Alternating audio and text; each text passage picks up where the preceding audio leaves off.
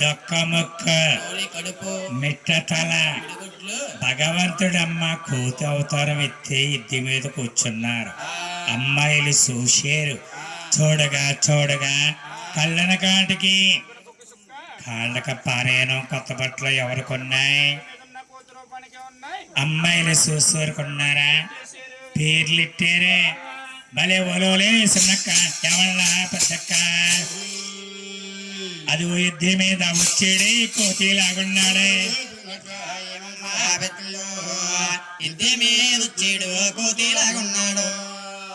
అయ్యో అయ్యో అమంగాదేవి నీ కోతుగా పెళ్ళి నీ పెళ్లి పడాకలవ్వా, నీ అందం సందం అవ్వా, నీకా పెళ్లి నీ చింపలాగా అమ్మాయిలకి నచ్చలేదమ్మా. మూతులు తిప్పేశారు.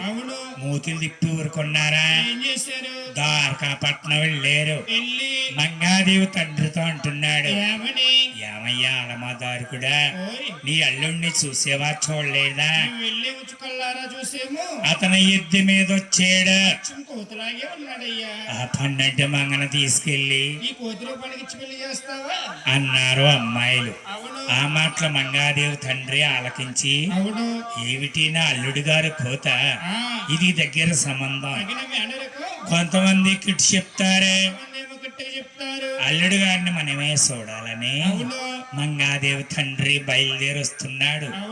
స్వాముల వారి ఇద్ది మీద కూర్చున్నారు.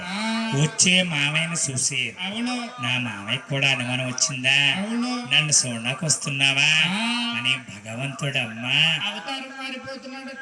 అవతారం మారారు. ఎలాగా? బాబలముని శంపాలో మెరిసేనా, ముచ్చట్లన్నీ తీరేనా,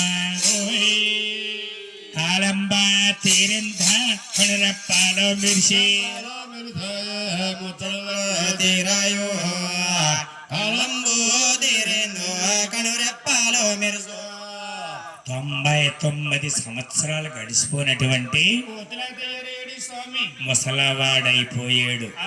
ఎద్దు మీద కూర్చుని వణుకుపోతామన్నాడు. చూసాడు మంగాదేవి తండ్రి, ఎవరయ్యా ఆయనన్నాడు.